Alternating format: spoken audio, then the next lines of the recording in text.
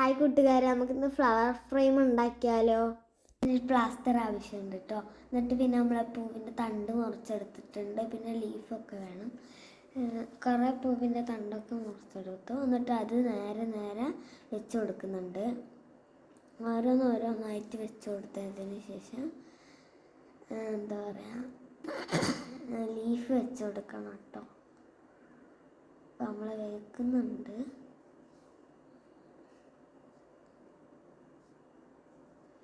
Flowers ഓരോന്നായിട്ട് വെച്ച് കൊടുത്തിട്ട്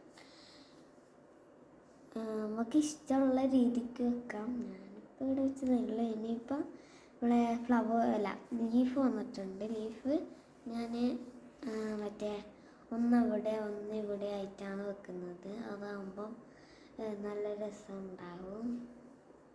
അങ്ങനെ കുറച്ച് ലീവ്സ് ഇട്ട് കൊടുത്തു. ഇനി നമുക്ക് രണ്ട് വശത്തും പ്ലാസ്റ്റർ ഒട്ടിച്ചെടുത്താൽ നമ്മൾ ഫ്ലവർ ഫ്രെയിം ഇവിടെ റെഡി ആയിട്ടുണ്ട്. ഇഷ്ടപ്പെട്ടാൽ ലൈക്ക് ചെയ്യാൻ മറക്കല്ലേ.